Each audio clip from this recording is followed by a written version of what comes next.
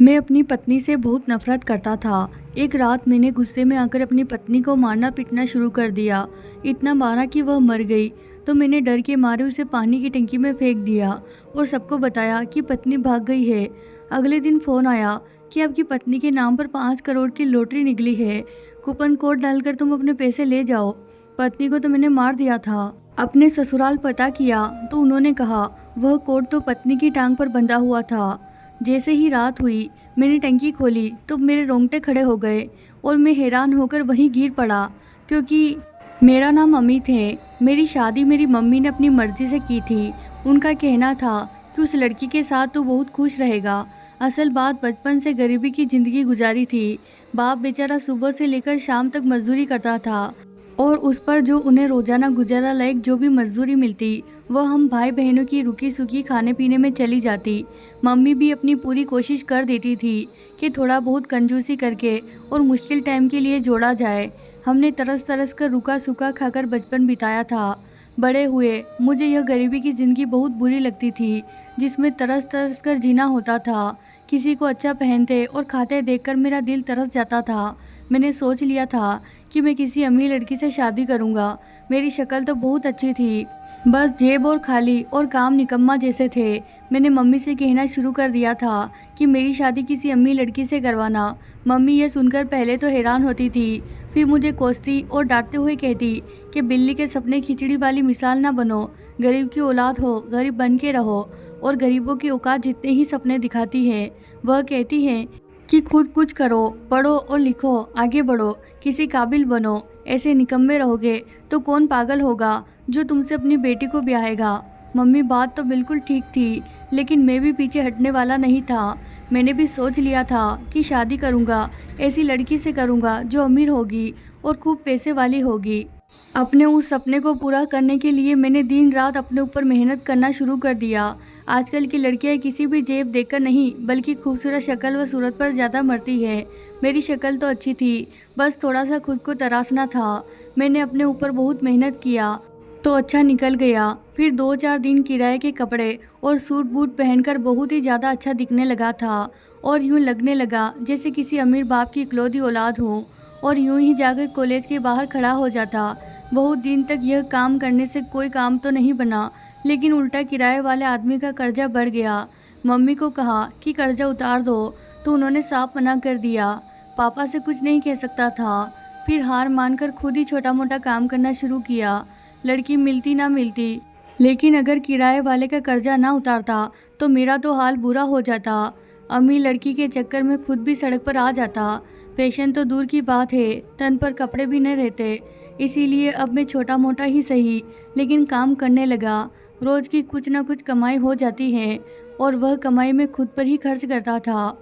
एक अच्छे से अच्छा और अपनी हुलिया से मैं बहुत ज़्यादा अमीर नज़र आता था। कभी न कभी तो कोई अमीर लड़की टकराएगी। मेरी ज़िंदगी का सबसे बड़ा सपना भी यही था और सबसे बड़ा मकसद भी। मेरे दिन रात इसी तरह बीत रहे थे।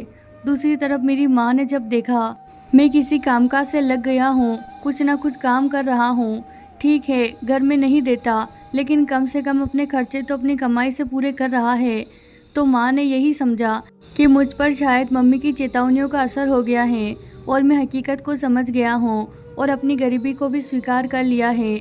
इसीलिए माँ ने मेरे लिए अपने बराबर की हैसियत में रिश्ते देखने शुरू कर दिए। मुझे इस बारे में बिल्कुल भी पता नहीं था। मम्मी मेरी शादी के लिए रिश्ते ढूंढ रही थी। मुझे पता तो उस दिन चला जिस दिन सुबह ही सुबह मेरे काम पर जाने से पहले माँ ने मुझसे कहा कि बेटा आज काम पर मत जाओ, लड़की वाले तुम्हें और तुम्हारा घर देखने आ रहे हैं। मम्मी की यह बात सुनकर मुझे बहुत हैरानी हुई।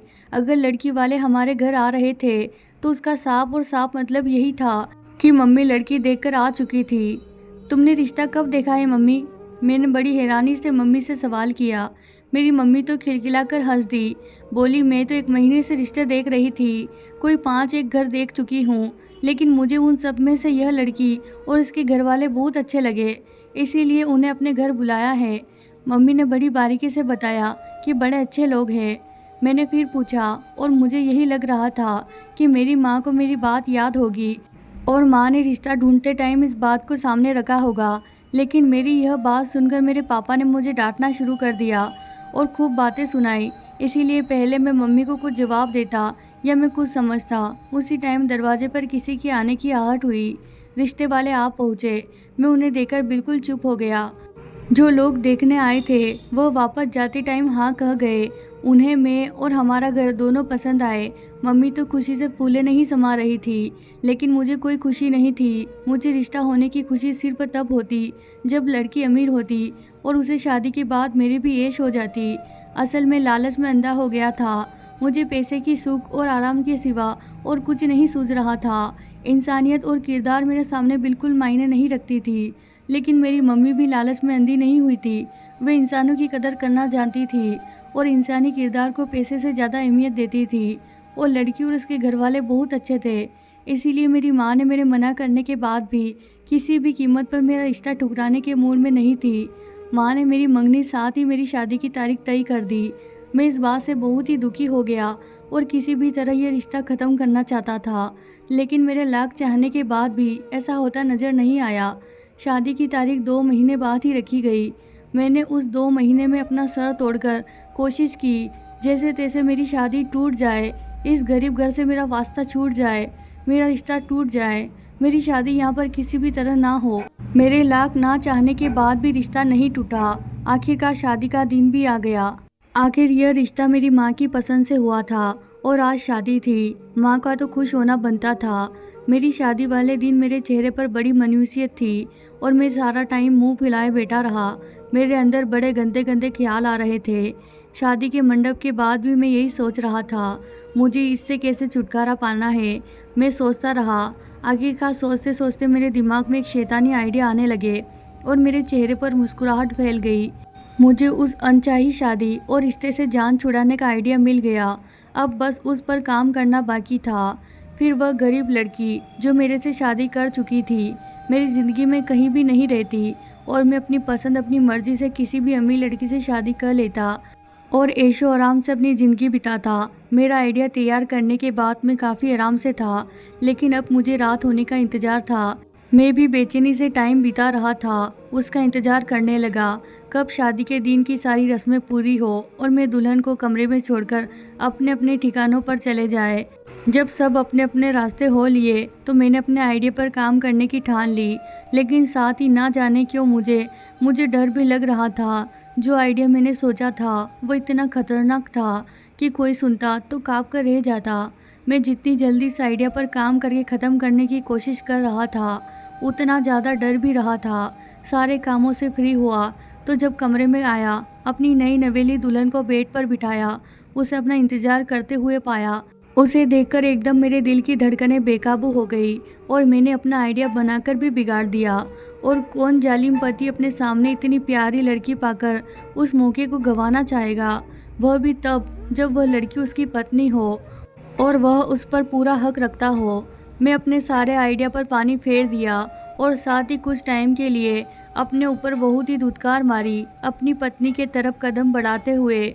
शादी तो अब हो ही गई थी। अब लड़की अमीर थी या गरीब थी उसका क्या कर सकता था, लेकिन मेरी पत्नी खूबसूरत थी। उसे देखकर दिल उसकी तरफ खींचता चला गया। फिर हम दोनों पति पत्नी शादी के कुछ दिनों तक बहुत खुश रहे। मेरी पत्नी भी मुझसे बहुत खुश थी और शादी की खुशी खुशी में मैं ये भूल गया था मैंने अपनी पत्नी के खिलाफ एक आइडिया बनाया था। करीब करीब 1 महीना बीत गया था। उस दिन मेरी पत्नी अपने मायके जाना चाहती थी। मैंने उसे खुशी खुशी परमिशन दे दी थी। उसने कहा कि मेरे पास आपके लिए एक बहुत बड़ा सरप्राइज़ है, बस प्रार्थना कीजिए। मैंने कहा कि बताओ क्या है, लेकिन वह बहुत ज़िद्दी थी। वह बोली कल बताऊंगी। मैंने भी ज़्यादा जिद ना की और उसे मैं उसके घर छोड़ आया, यह कहकर कि शाम को उसको वापस ले आऊँगा। वापस आया तो बहुत दिनों के बाद मुझे अपना आइडिया सूझा। पहले तो अपना सर पीटा कि उस पर मैंने काम क्यों नहीं किया, लेकिन अब ज़्यादा सोचने का टाइम ही नहीं था। मैंने सोच लिया था कि अब हर हाल में आज रात ही मुझे अपने आइडिया पर काम करना था और उसे अंत तक पहुंचाना था। मैं उस टाइम यह भूल गया था कि मेरी पत्नी असल में मेरे लिए खुशकिस्मत साबित हुई और साथ ही उसने किसी सरप्राइज़ देने का भी कहा था। मैंने अपने आइडिया पर काम करना शुरू कर दिया। मेरी पत्नी शाम को अपने भाई के साथ वापस आई थी। वह बहुत ही ज़्यादा खुश थी। मुझे उसकी खुशी बड़ी अजीब लगी क्योंकि आज से पहले तो उसे कभी इतना खुश नहीं देखा था। लेकिन मुझे उस टाइम इन बातों से कोई फ़र्क नहीं पड़ता था। मुझे बस अपने आइडिया को कामयाब और बड़ा समझदारी के साथ काम करना था और वह पल भी आ गया। यही कोई रात के 3 बजे थे। मैं छत पर गया और अपनी आवाज़ बदलकर चिल्लाकर अपनी पत्नी को बुलाया। मेरी पत्नी उस टाइम गहरी नींद में थी, लेकिन वह बदली हुई आवाज़ सुनकर हड़बड़ा कर उठी। पहले तो इधर उधर देखा, जब मुझे ना पाया तो जल्दी छत की तरफ आ गई। मैं दरवाजे के पीछे छुपकर खड़ा था। वह जैसे ही ऊपर आई, मैंने पहले उसका मुंह बंद किया, उसको मारना पीटना शुरू किया। मैंने उसको इतना मारा कि वह आखिरकार उसकी जान निकल गई। उसके बदन पूरी तरह से ठंडा पड़ गया। तो फिर मैंने उसे लिटाया और हमारी छत पर एक पुरानी टंकी पड़ी थी जो कभी यूज नहीं करते थे, तो मैंने अपनी पत्नी को उस पानी की टंकी में फेंक दिया। मैंने अपना काम ख़त्म किया और अपना काम ख़त्म करके और मैंने सारे सबूत मिटाकर आराम से बेड पर सो गया। मैं खुश था कि मैंने अपनी गरीब पत्नी को मार दिया है। क्या दूसरी शादी कर सकता था और किसी अमीर लड़की को हासिल करके अपने सपने पूरे कर सकता था। सुबह हुई तो मैंने चिल्लाना शुरू कर दिया कि मेरी पत्नी भाग गई है। यह बात पहले पूरे घर में और मोहल्ले में और रिश्तेदारों में पत्नी के घर वालों तक पहुंच चुकी थी। मैं रो पीट कर मातम करने का ढोंग कर रहा था। हाय मेरी पत्नी भाग गई। सब लोग मेरी पत्नी को बुरा भला कह रहे थे। यहाँ तक कि मेरी पत्नी के मायके वाले भी उसे बड़ा धुतकार रहे थे। कैसी लड़की है, अपने पति की कदर ना की। मैं अंदर ही अंदर खुश हो रहा था। चलो कृपा हुई, जैसा मैंने आइडिया सोचा था वैसा कामयाब हो गया। रो पीट कर जब फ्री हुआ तो मैं अपने कमरे में आया। वहाँ मेरा मोबाइल बज रहा था। मैंने 2 दफ़ा कॉल मिस होने दी। मेरा बात करने को जी नहीं कर रहा था, लेकिन जब तीसरी बार कॉल आई तो तब कॉल उठाकर जो कोई बोल रहा था, उसने जो कहा उस बात ने सच में मुझे हैरान कर दिया था। कोई आदमी बोल रहा था जिसने मेरी पत्नी का नाम लेकर कहा, आपकी पत्नी की 5 करोड़ की लॉटरी निकल आई, कूपन कोड डालकर पैसे ले जाओ। यह सुनकर तो मेरे होश ही उड़ गए। मैंने जल्दी से अपनी पत्नी के मायके फ़ोन करके कूपन कोड का पता करना चाहा। उन्होंने कहा कि हाँ, उसने 1 साल पहले एक लॉटरी में हिस्सा लिया था और उसका कूपन कोड उसकी टांग पर लिखा हुआ है। यह सुनकर मैं जल्दी मोबाइल फेंककर उस पानी की टंकी के पास गया। पानी की टंकी खोली तो मेरे रोंगटे खड़े हो गए और पैरों तले से ज़मीन निकल गई। मैंने डर के मारे ढक्कन वहीं छोड़ दिया और बेड पर आकर बैठ गया। लंबी सांस लेने लगा। मैंने इधर उधर डर के मारे देखा, कहीं कोई मुझे देख तो नहीं रहा। मेरा पूरा बदन पसीने में तर हो गया था और टंकी का हाल देखकर तो मेरी आंखों से उतर ही नहीं रहा था। मेरा दिमाग काम करना छोड़ दिया। लॉटरी को भूलकर अब एक और मुसीबत मुझे अपने आजू बाजू मंडराती हुई नजर आ रही थी। मैंने सोचा कि यहाँ से जल्दी भाग जाता हूँ। यह सोचकर ही मैंने बैग में जो 2-3 कपड़े हाथ में आए उसे मैंने अपने बैग में पैक कर लिया और मुझे डर लग रहा था कि कोई पूछेगा तो मैं क्या जवाब दूंगा और मैं कहाँ जा रहा हूँ। सुबह ही मैंने अपने पति के भागने का ड्रामा रचाया और अब अगर थोड़े घंटों के बाद खुद भी गायब हो जाऊंगा तो सबका शक मुझ पर ही आएगा। यह सोचकर मैं सर पकड़कर बैठ गया। मैं क्या करूं? मेरा यहाँ रहना किसी खतरे से खाली नहीं था। मेरे आगे खाई और पीछे कुआं था। मेरा दिल था कि उबल उबल कर बाहर आ रहा था और पहली बार मुझे अपने लालच और हैवानियत पर बहुत अफसोस हो रहा था। मैंने अपनी इतनी खूबसूरत पत्नी के साथ क्या किया? मैंने सोचा दिन दहाड़े निकलूँगा तो सब मुझ पर ही शक करेंगे। फिर मैं रात का इंतज़ार करने लगा। यह सोचकर ही मैंने सेट किया हुआ बैग साइड में रख दिया और बाहर निकल आया। मैं जो थोड़ी देर रोने धोने का ड्रामा कर रहा था, अब मुझे डर के मारे चुप्पी लग गई थी। अब सब देखकर डर लग रहा था, जैसे हर कोई मुझे शक की निगाहों से देख रहा हो। मैंने बहुत मुश्किल से दिन काटा। मुझसे खाना तक नहीं खाया गया। रात बीती तो मैं कमरे में गया और रात के 2 बजने का इंतज़ार कर रहा था। तभी मम्मी मेरे कमरे में आई। मैं उन्हें यूँ अचानक देखकर चौंक गया। मम्मी की नज़रें मुझे किसी गहरी बात का अंदेशा दे रही थी। मम्मी मेरे पास बेड पर बैठकर मम्मी ने मुझसे पूछा, तुम्हारा चेहरा क्यों उतरा हुआ है? क्या हुआ है? मम्मी के ऐसे सवाल से मैं घबरा गया। मैंने बात बताने के लिए कहा, जिस पति की पत्नी भाग जाए वह परेशान ना हो तो क्या करे? मैंने परेशान से शक्ल बनाकर कहा, लेकिन मम्मी पर मेरी किसी बात का कोई असर नहीं हुआ। तभी मम्मी ने पूछा कि सच सच बता, तेरी पत्नी किधर है? तूने उसके साथ क्या किया है? मम्मी के इस सवाल ने मेरी तो बोलती बंद कर दी। मैंने थूक निगला और निगलना शुरू कर दिया और सूखे होठों पर जुबान फेरी। मैं समझ गया था कि मम्मी को अब मुझ पर शक हो गया है। अब उनसे बचने का कोई रास्ता नहीं था और अब वह मुझसे सारा सच जानकर ही दम लेगी। मैंने मम्मी को फिर भरोसा दिलवाकर सब कुछ ए से जेड तक सब कुछ बता दिया। मम्मी सारा कुछ सुनकर एकदम सुन्न हो गई। उनसे काफ़ी टाइम कुछ बोला भी नहीं गया और जब बोला गया तो वह बार बार बस एक ही सवाल कर रही थी कि बेटा ये तूने क्या किया और क्यों किया? हम सबको किस मुसीबत में डाल दिया? अब मुझे नहीं मालूम कि सच क्या है, असल बात क्या है। मम्मी हाय हाय किए जा रही थी और मेरी जान हवा में उड़ती जा रही थी। मम्मी ने कहा कि मुझे तो लगता है तेरी पत्नी तो कोई जादूगरनी या कोई भूत है। माँ ने कहा तो मैं डर के मारे इधर उधर नजरें फेरी। फिर मैंने माँ को बताया कि मैं यह शहर छोड़कर जा रहा हूँ। मम्मी ने बहुत रोका कि मत जाओ, उल्टा मुसीबत में पड़ जाओगे वगैरह वगैरह और हम सबको भी फंसाओगे। लेकिन मैंने उनकी एक नहीं सुनी और बैग उठाकर घर से निकलने ही लगा था कि मेरे नंबर पर मेरे ससुर की कॉल आने लगी। उसने जो कहा इस बात ने मेरे पैरों तले से ज़मीन सरका दी।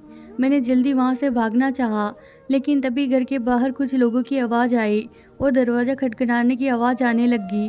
मैंने घर वालों से कहा कि दरवाज़ा ना खोलो, लेकिन आने वाले दरवाज़ा तोड़कर अंदर आ चुके थे और साथ ही पुलिस फायरिंग की आवाज़ आ रही थी। मेरे हाथ से बैग छूट गया और मैं वही सब देखकर सदमे से ज़मीन पर बैठ गया। आने वालों में मेरे ससुर और मेरी सास थी। मेरी सास ने चुप निगाहों से मुझे देखा और जैसे ही थोड़ा आगे होकर साइड में हुई, उनके पीछे देखकर मेरी माँ की और मेरी एक साथ चीख निकल गई।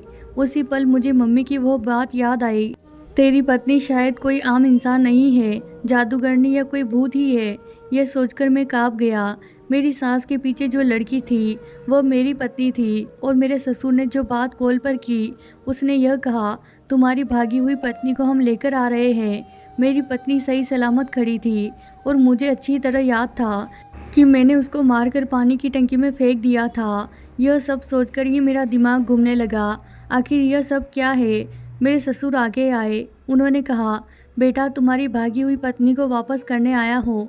लो मुझे माफ़ कर देना कि मेरी परवरिश से ही ऐसी निकली, लेकिन अब अगर ऐसा कुछ करेगी तो उसे जिंदा ज़मीन में गाड़ देना। मेरे ससुर ने मेरी पत्नी का हाथ मेरे हाथ में देते हुए मुझसे शर्मिंदा होकर कहा और मैं जो यह सोच रहा था कि मुझे वह लोग कत्ल के जुर्म में गिरफ्तार करने आए हैं, लेकिन ऐसा कुछ भी नहीं कहा। मेरी पत्नी को मेरे पास छोड़कर वे लोग वापस पुलिस समेत चले गए, लेकिन मेरे सवालों के जवाब अभी भी बाकी थे।